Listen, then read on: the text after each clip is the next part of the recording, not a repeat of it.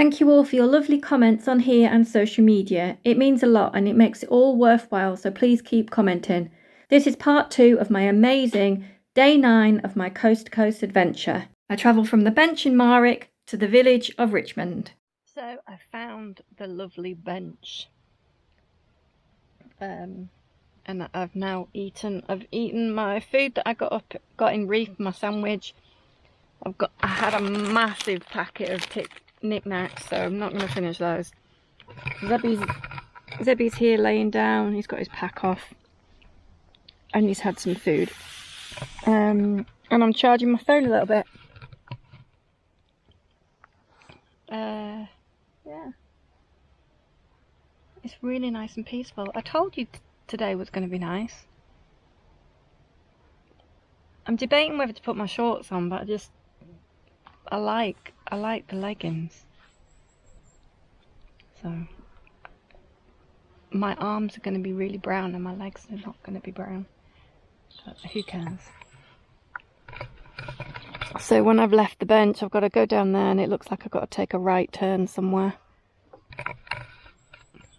I just hope there's no cows. I've got a dislike to cows now. So that's where the bench was, and I'm walking again. I've changed into my shorts. Not that you probably really want to know that, but okay, we've got to turn right. So I thought we could go straight on to a footpath, but maybe not. Turn right down here first. Look how pretty it is here. So pretty.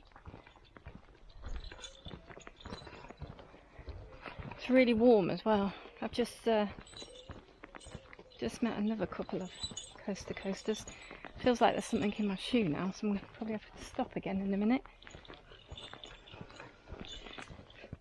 Anyway, catch you all in a minute when there's something interesting to show you. Old school.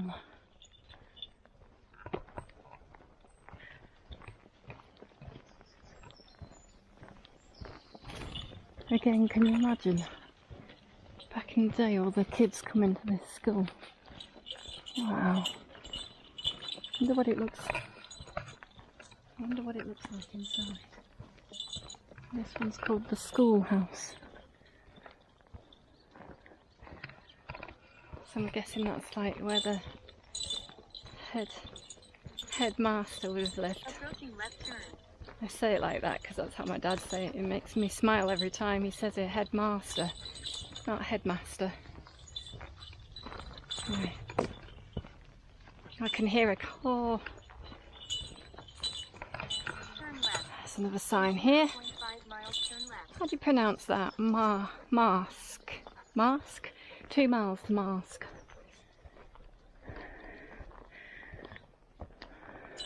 Hollyhocks.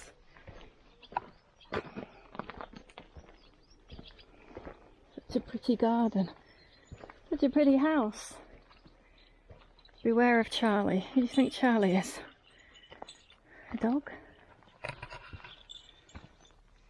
A pig? I don't know, I'm being silly. It looks like we got to go through that little little gateway. Put my camera away. Oh. Yes, look, footpath. Yeah, so there was a whole load of nettles back there. Someone's just put shorts on, haven't they? Look at this. Look at these. It's like an old-fashioned container, isn't it? It's all gone rusty. Bet there's horses in there. If Zeb touches that, he'll have a shock, literally. I love seeing things like that. I might take a picture of that and paint it. Zeb's probably going to have a wee on it first. So we've got to go that way, through that little gate. I was coming down the hill. I saw there's cows in this field. So I am very, very thankful to see this sign. So I'm guessing now we follow this arrow. come on.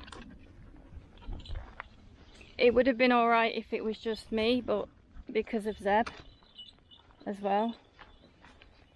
And Zeb, this side, this way. It looks like there's calves in the field as well. If that sign wasn't there, my plan was just to take Zeb's pack off. Water in 0.4 miles. Thank you. Just to take Zeb's pack off and just try and keep him next to me as much as I could, and then just let him go, because I know the cows would have chased him again. So I'm really thankful of the farmers for doing this. That's so nice. And they obviously have opened this field up for campers as well, camping, which looks very nice. So the person that farms this farmland has cattle and sheep. That sheep looks like it's dead.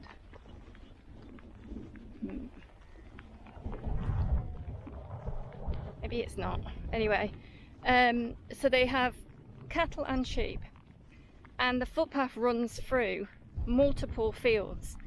But by the look of it, I mean, you just seen the one diversion to avoid the cattle. But say they decided to put the cattle in this field, right? The footpath runs from there across to there.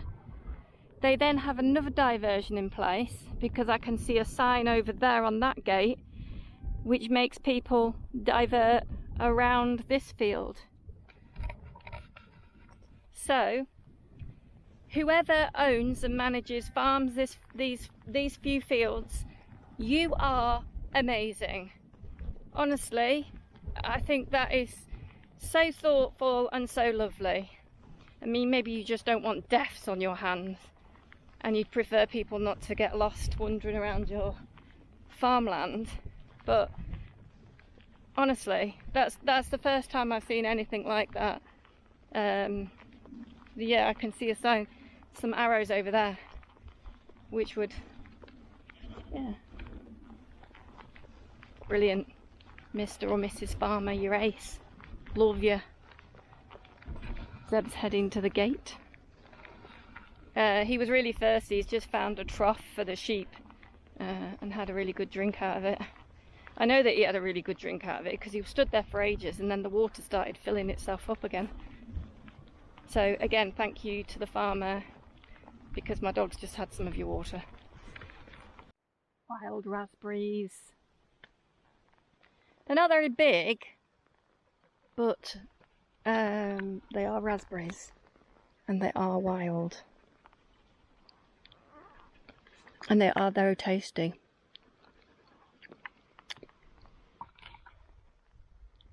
Guess raspberries taste even nicer when you haven't paid for them.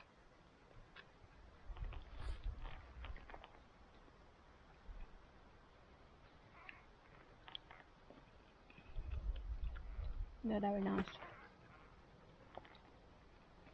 So they're not very big. Something to look forward to though, if someone else hasn't eaten them all. Anyway, I've got to go down this hill. And the problem with going down the hills is my knee. So I'm just trying to go slowly. And I'm trying to use my walking poles a little bit. But Zeb is not really helping. Because we're on the road, he has to be on the lead. And he gets a little bit carried away. Oh, there's more raspberries here. Well, there would be if they had raspberries on them, but they're raspberry bushes. I don't think I need anything, but I'm gonna go have a look. Because why not? Maybe another knee bandage for the other knee, maybe. Of course, I'll get up the steps and then down the steps again. Anyway, I still say day 9 is the best so far.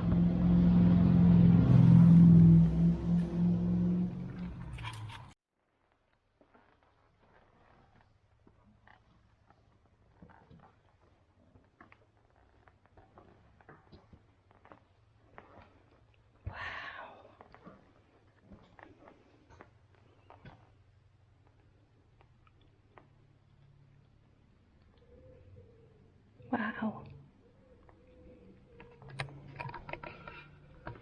See, wouldn't it be great if all churches were like this?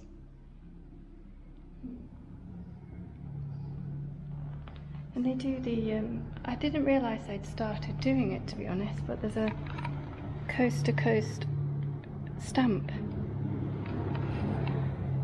So I might have to stamp my book that I've got. I decided I didn't need anything, but I did have a quick look. And I got my little book stamped with their little coast to coast stamp, so not that that matters. I'm just telling you. Anyway, got to keep going now. That way, back out of the church. Are you okay, Zeb? One of you, maybe only one of you, is going to find this interesting. If Lisa's watching it, it's probably going to be Lisa. Look at these, look at this, look at the roots. Have you ever seen anything so beautiful? I mean, apart from Zebby. Look at them. I mean, that's been chopped off, obviously, but they're just all like gnarly, and obviously they're in the rock, you see, and then the earth washed away around it. Now all you can see is the roots. Anyway, I thought they were amazing. There's some more up here. I don't know why he always has to shake when I'm recording. He probably doesn't shake any other time. Oh, look at that one up there. Anyway, that's all I've got to report. I'm wondering if it's only me that has an issue walking on gravel.